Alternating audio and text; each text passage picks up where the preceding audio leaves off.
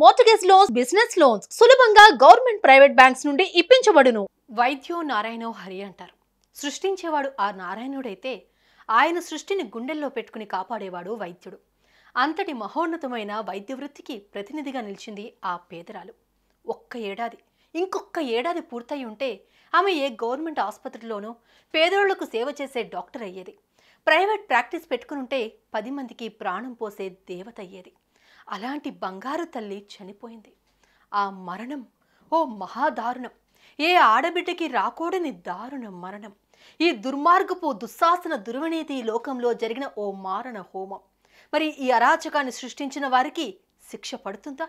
ఆ బంగారు తల్లి ఆత్మ అది చూసి శాంతించే అవకాశం ఉందా? ఇదే ఇప్పుడు ఓ సమాధానం లేని ప్రశ్న. అసలు ఇంతకీ ఎవరి మరో నిర్భయ తెలుసుకుందాం.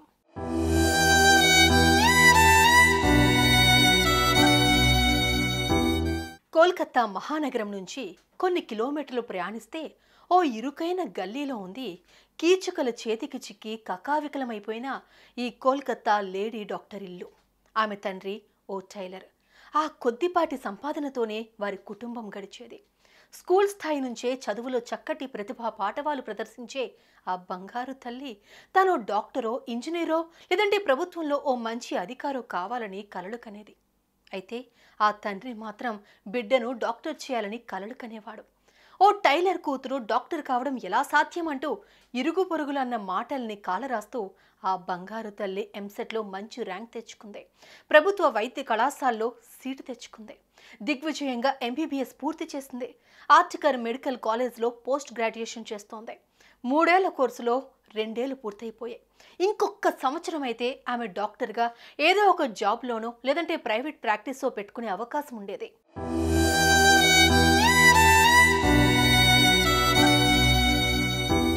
మెడికల్ కాలేజీలో విధులు నిర్వహిస్తూ తనకొచ్చే స్టైఫండ్తోనే ఆమె ప్రస్తుతం తన కుటుంబాన్ని నడుపుకుంటోంది.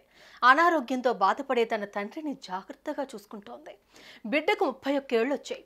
జీవితంలో స్థిరపడబోతోంది. ఆమెకు పెళ్లి చేసి ఆ ముచ్చట కూడా చూసేస్తే తమ జన్మకి ఇంకేమీ కోరికలు లేవనుకున్న ఆ బంగారు తల్లిదండ్రులు ఓ మంచి సంబంధం చూశారు. అది దాదాపు కుదిరిపోయింది. పెళ్లికి కావాల్సిన ఖర్చు కోసం తనకొచ్చే జీతంలో కొంత మొత్తాన్ని దాచుకుంటోంది.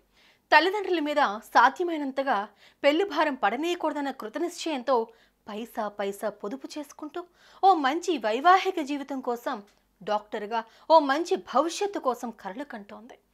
ఇంకొన్నాళ్లలో పెళ్ళవుతుంది. ఆ తర్వాత కొద్దినాళ్లకే తన డాక్టర్ చదువు పూర్తయిపోతుంది. ఈ ఆలోచనలతోనే ఆ కుటుంబం బతుకు నెట్టుకొస్తోంది.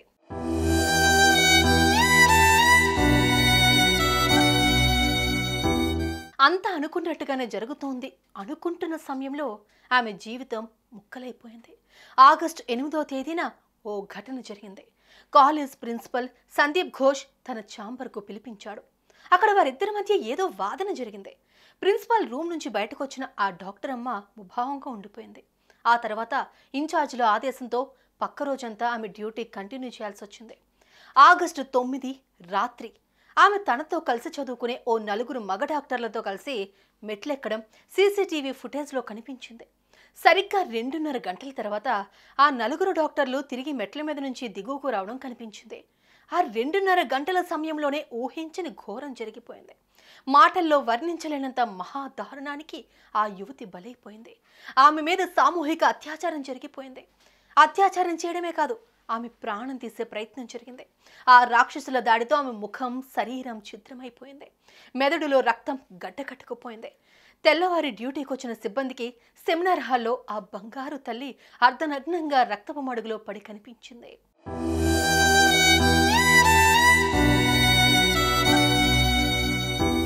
పోలీసులు వచ్చారు. కేసు నమోదు చేశారు. ఆమె శరీరాన్ని పోస్టుమార్టంకు తరలించారు.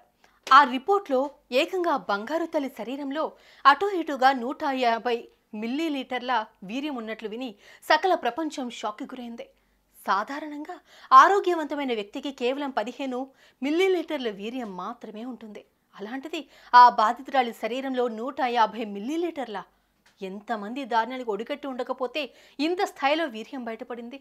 ఇది విన్న కోల్కతాలోని ఆ మెడికల్ కాలేజీ విద్యార్థులే కాదు, కోల్కతా మహానగరమే కాదు, పశ్చిమ బెంగాల్ రాష్ట్రమే కాదు, యావత్ భారతదేశం అట్టుడికిపోయింది. దేశంలోని వైద్య ప్రపంచమంతా ఈ ఘటనపై దిగ్భ్రాంతి వ్యక్తం చేసింది.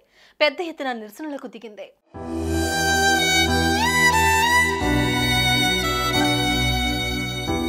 ఈ ఘటన జరిగిన వెంటనే కాలేజ్ ప్రిన్సిపల్ సందీప్ ఘోష్ ఆమెది ఆత్మహత్యలా ఉందంటూ మీడియాకు ఓ స్టేట్మెంట్ ఇచ్చేశాడు. ఆ స్టేట్మెంట్ తీవ్ర విమర్శలు పాలవడంతో ప్రిన్సిపల్ సందీప్ ఘోష్ను ప్రభుత్వం వెంటనే వేరే కాలేజీకి బదిలీ చేసింది. ఇదంతా ఒక ఎత్తైతే ఈ ఘటనకు సంబంధించి సంజయ్ రాయ్ అనే ఓ యువకుడిని పోలీసులు అరెస్ట్ చేశారు. ఈ సంజయ్ రాయ్ అక్కడ పనిచేసే ఓ సివిల్ సర్వెంట్. వాడు పెద్ద కామాంధుడు. అతని నేపథ్యం ఎంతో దుర్మార్గం. బాధ భరించలేక ఇప్పటికే 3 భార్యలు అతనికి విడాకులిచ్చారు. 4వ భార్య ఆత్మహత్య చేసుకుంది.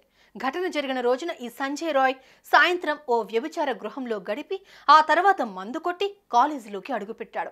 ఈ లేడీ డాక్టర్పై సామూహిక అత్యాచారం జరిగిన కొద్దిసేపటి తర్వాత అతను క్యాంపస్లోకి ప్రవేశించాడు. అతను మిద్దె మెట్లెక్కడం సీసీటీవీలో రికార్డైంది. తెలుస్తున్న సమాచారం ప్రకారం ఇతను అత్యాచారం జరిగిన ప్రదేశంలోకి వెళ్ళాడు.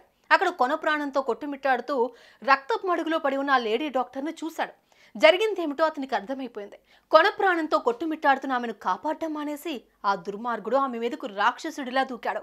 కోరిక తీర్చుకుని తాపిగా అక్కడి నుంచి బయటకు వచ్చేశాడు. కొంత సమయం తర్వాత అతను కిందికి దిగి రావడం సీసీ కెమెరాలో కనిపించింది. ఈ సీసీ ఫుటేజ్ మొత్తం ఇప్పుడు పోలీసుల స్వాధీనంలో ఉంది.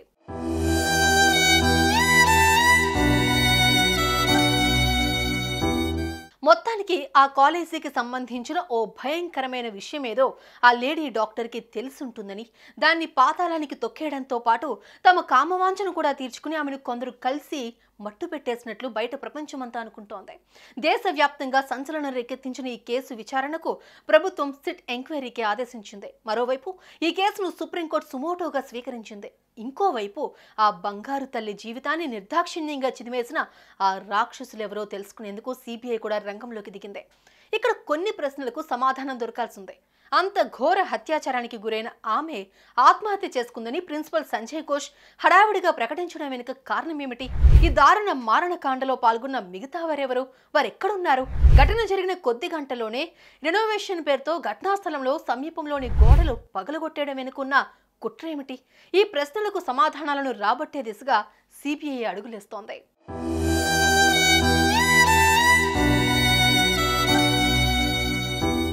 అఫ్కోర్స్ ఎవరు నేరం చేశారో వాళ్ళని పట్టుకోవచ్చు, వారికి పెద్ద శిక్షలే పడవచ్చు. అయితే దశాబ్దాల పాటు నానా కష్టాలు పడి ఓ ఆడబిడ్డ సృష్టించుకున్న బంగారు భవిష్యత్తు తిరిగేలా వస్తుంది? రెక్కలు ముక్కలు చేసుకుని పెంచి పెద్ద చేసిన తన ముద్దుల తల్లి చక్కగా పెళ్లి చేసుకుని వైద్యురాలిగా సమాజానికి సేవలందిస్తూ పిల్లా పాపలతో చక్కగా ఉండాలని మనసారా కోరుకున్న ఆమె తల్లిదండ్రుల ఆశ తీరేదెలా? జీవన చరమహంకంలో ఇంతటి క్షోభను అనుభవించాల్సి రావడం వారు ఏ జన్మలో చేసుకున్న పాపం? ఏమిస్తే ఏం చేస్తే ఆ కడుపు కోత పోతుంది? ఈ ప్రశ్నలకు సమాధానం దొరకడం అంత సులభం కానే కాదన్నదే కాదనలేని నిజం.